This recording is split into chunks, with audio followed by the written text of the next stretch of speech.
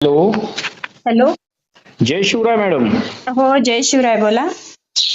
पीक विमा 2025चं वितरण आहे, हं. तर ते केव्हा होणार आहे? कारण दरवर्षी हा पीक विमा जानेवारी आणि फेब्रुवारी महिन्यात मिळत असतो ना, हो, बरोबर. पण यावर्षी मार्च महिना सुद्धा चालू झाला आणि संपला सुद्धा, हं. तरी सुद्धा शेतकरी बांधवांना अद्यापही पीक विमा मिळाला नाही. हं. तर त्याबद्दल अपडेट पाहिजे होती मॅडम. हो, नक्कीच. आता आपण जर पाहिलं तर खरीप पीक विमा 2025 जो आहे, तर त्याच्या वितरणाकडे संपूर्ण महाराष्ट्र राज्यातील शेतकरी बांधवांचं लक्ष लागलेलं आहे. आता यामध्ये आपण जर पाहिलं तर काही राज्यातील महसूल मंडळांमध्ये जे कॅल्क्युलेशन आहे, तर ते कॅल्क्युलेशन दाखवत आहे. तर काही मंडळांमध्ये ते कॅल्क्युलेशन झिरो दाखवतंय. तर काही मंडळांमध्ये अव्वल दाखवतंय. तर काही जिल्ह्यांमध्ये म्हणजे संपूर्ण महाराष्ट्र राज्यातील काही जिल्ह्यातील संपूर्ण जिल्ह्याचं जे कॅल्क्युलेशन आहे ते झिरो दाखवते, तर काही जिल्ह्यांमध्ये संपूर्ण जिल्ह्याचं कॅल्क्युलेशन हे अवेल दाखवते. तर काही जिल्ह्यांमध्ये हे कॅल्क्युलेशन डायरेक्ट झिरो दाखवते. मग आता हे कॅल्क्युलेशन पूर्ण कधी होणार आणि हे कॅल्क्युलेशन पूर्ण होऊन शेतकरी बांधवांना त्याचं वितरण केव्हा होणार, म्हणजे ही जी काही एकंदरीत 2025च्या पीक विम्याची सध्याची जी परिस्थिती आहे, तर ही परिस्थिती केव्हा सुधारणार आणि शेतकरी बांधवांना पीक विम्याचं वितरण केव्हा केलं जाणार, असे शेतकरी बांधव, जसं की तुम्ही प्रश्न विचारलेला आहे तसे अनेक शेतकरी बांधव सध्या हाच प्रश्न मोठ्या प्रमाणावरती विचारताय. तर आपण जर पाहिलं की ज्या शेतकरी बांधवांचं कॅल्क्युलेशन झालेलं आहे 2025चं, तर त्यांची जी रक्कम आहे ती सुद्धा खूप कमी प्रमाणात दाखवती. कारण आपल्याला अनेक शेतकरी बांधवांचे कॉल आलेले आहेत, त्यामध्ये त्यांचं असं म्हणणं आहे की आमचं कॅल्क्युलेशन हे दाखवतंय, परंतु त्यामध्ये जी रक्कम दाखवली जाते ती खूप कमी दाखवली जाते. यामध्ये 1000 रुपये म्हणजे 500-600 रुपयापासून त्यांचं कॅल्क्युलेशन दाखवलं जातंय. म्हणजे एवढी तुटपुंजी रक्कम जी शेतकरी बांधवांची दाखवली जाते, म्हणजे जेवढी रक्कम दाखवली जाते तेवढाच पीक विमा शेतकरी बांधवांना मिळणार आहे. मग आता काही शेतकरी बांधवांना 500 रुपये, काहींना 1000 रुपये, काहींना 2000, 5000 अशा पद्धतीचं त्यांचं कॅल्क्युलेशन जे दाखवलं जातंय, त्यामुळे शेतकरी बांधवांच्या मनामध्ये खूप रोष आहे. आपण जर पाहिलं तर 2025 मध्ये आता तुम्हालाही माहित आहे, आपल्यालाही माहित आहे की मोठ्या प्रमाणावरती अतिवृष्टी झाली, त्यामुळे पूर परिस्थिती निर्माण झाली आणि शेतकरी बांधवांचं 90%, काही शेतकरी बांधवांचं 100% देखील नुकसान झालेलं आहे. आणि मग त्यांना जो पीक विमा मिळायला हवा तर तो त्याच प्रमाणामध्ये मिळायला हवा, म्हणजे मोठ्या प्रमाणावरती रक्कम शेतकरी बांधवांना मिळायला हवी होती. परंतु आज जर आपण पाहिलं तर त्यांचं जे काही शेतकरी बांधवांचं जे कॅल्क्युलेशन दाखवलं जाते ते खूप कमी आहे, म्हणजे त्या पैशामध्ये त्यांचं काहीच होणार नाही. आणि त्यामुळे शेतकरी बांधवांच्या मनामध्ये या सरकारविषयी खूप रोष देखील आपल्याला पाहायला भेटतो. आणि आपण जर पाहिलं तर आता सध्या जे अर्थसंकल्पीय अधिवेशन पार पडलेलं आहे नुकतंच, तर यामध्ये अनेक आमदारांच्या माध्यमातून पीक विम्यासंदर्भात जो कॅल्क्युलेशन कमी दाखवलं जाते त्या संदर्भात असेल किंवा मग वितरण करण्यासंदर्भात असेल, अनेक प्रश्न उपस्थित करण्यात आलेले आहेत.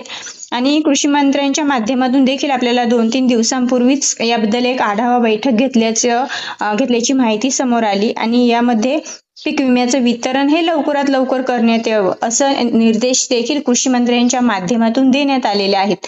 परंतु हे फक्त निर्देश देण्यात आलेले आहेत, पण जी परिस्थिती आहे ती जागच्या जागीच आहे, म्हणजे कुठल्याही प्रकारचे यामध्ये कॉम्प्लिमेंट आपल्याला पाहायला भेटत नाहीये. जी परिस्थिती आहे ती तशीच आहे.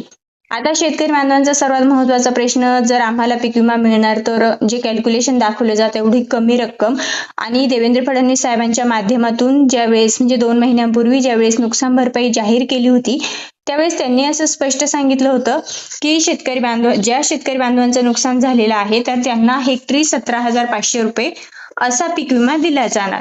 मग त्याचं काय झालं असं शेतकरी बांधव आता प्रश्न विचारताय.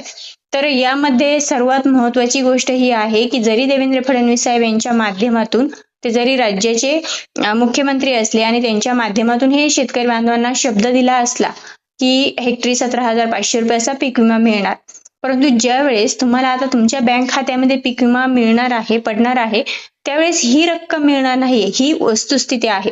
आता आपण याबद्दल अनेक व्हिडिओ बनवलेले आहेत, प्रत्येक व्हिडिओमध्ये ही माहिती दिलेली आहे. परंतु ज्या कोणी शेतकरी बांधवांनी ते व्हिडिओ ऐकलेले नसतील त्यांच्यासाठी महत्वाचं म्हणजे या वर्षी 2025चा जो पीक विमा मिळणार आहे तर हा वैयक्तिक पीक विमा मिळणार नाही. म्हणजे जसं की आतापर्यंत तुम्ही कसं वैयक्तिक पीक विमा घेत होता, जसं की तुमचं नुकसान 60% झालेलं असेल, 50% झालेलं असेल, त्या पद्धतीने तुम्हाला पीक विमा हा मिळत होता. परंतु 2025 मध्ये असं होणार नाहीये. 2025 मध्ये मंडळनिहाय पीक विमा तुम्हाला मिळणार आहे, ना की वैयक्तिक पीक विमा. आता मंडळनिहाय पीक विमा म्हणजे कसं असणार आहे, सपोज तुमचं एक गाव आहे, त्या गावामध्ये किती मंडळे आहेत आणि त्या प्रत्येक मंडळाचं किती या वर्षी म्हणजे 2025 मध्ये किती उत्पन्न निघालं आणि त्या अगोदरच्या 5 वर्षांमध्ये किती उत्पन्न निघालं, म्हणजे मागील 5 वर्षांमध्ये तुमचं मंडळाचं जेवढं उत्पन्न निघालेलं असेल त्याच्या तुलनेमध्ये 2025 मध्ये तुमच्या उत्पादनामध्ये किती घट आली, त्यानुसार तुमच्या मंडळाची आकडेवारी काढली जाईल आणि त्यानुसार तुमच्या मंडळाला पीक विमा दिला जाईल. म्हणजे संपूर्ण मंडळासाठी तो पीक विमा, जसं की आता सपोज 30,000 रुपये तुमच्या मंडळाला आले. तुमच्या मंडळामध्ये जर 10 व्यक्ती असतील किंवा 10 शेतकरी बांधव असतील तर त्या 10 शेतकरी बांधवांना एकूण 30,000 रुपये मिळणार आणि मग त्याचं कॅल्क्युलेट केलं जाणार आणि तो पीक विमा तुम्हाला मिळणार आहे. म्हणजे तुम्ही विचार करा, जो पीक विम्याची रक्कम मंडळाला मिळणार आहे त्यानुसार जर तुमच्या वैयक्तिक तुम्ही जर विचार केला की आम्हाला पीक विमा किती मिळणार, तर तो अगदी तुटपुंजा म्हणजे खूप कमी रक्कम मिळणार आहे. आज जरी तुम्ही शेतकरी बांधव आतुरतेने वाट बघताय, प्रश्न विचारताय की आम्हाला पीक विमा केव्हा मिळणार, कारण तुमचं मोठ्या प्रमाणावरती नुकसान झालेलं आहे आणि सर्व शेतकरी बांधवांना आतुरता आहे, आशा आहे की हे सरकार आम्हाला पीक विमा देईल, आमचं जे नुकसान झालेलं आहे त्याबद्दल आम्हाला पीक विमा भरघोस देईल, परंतु तसं होणार नाहीये. आता ज्यावेळेस आता तरी शेतकरी बांधव नाराज आहेत, परंतु ज्यावेळेस पीक विम्याची रक्कम शेतकरी बांधवांच्या बँक खात्यामध्ये पडेल ना, त्यावेळेस शेतकरी बांधवांचा जो राग आहे हा आणखी वाढणार आहे, कारण जी रक्कम तुम्हाला मिळणार आहे अगदी तुटपुंजी अशी मिळणार आहे. आता यामध्ये शेतकरी बांधव असाही प्रश्न विचारतात की आम्ही पीक विम्यासाठी पात्र आहोत का, किंवा मग आम्हाला पीक विमा मिळणार का, म्हणजेच एकंदरीत कोणते शेतकरी बांधव पीक विम्यासाठी पात्र असतील. तर सर्वात महत्वाचं म्हणजे जसं की आता 2025 मध्ये मोठ्या प्रमाणावरती पाऊस झाला, गारपीट झाली, यामध्ये अनेक शेतकरी बांधवांचं नुकसान झालं आणि जवळपास 34,000 कोटींचं पॅकेजही देवेंद्र फडणवीस साहेब किंवा राज्य शासनाच्या माध्यमातून मंजूर करण्यात आलं होतं, म्हणजेच नुकसान भरपाईसाठी.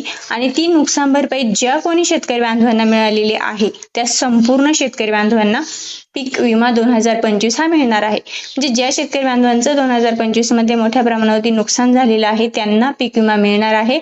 त्या शेतकरी बांधवांना काहीही काम करण्याची गरज नाहीये, त्यांना आपोआपच त्यांच्या बँक खात्यामध्ये तो पीक विमा जमा होणार आहे.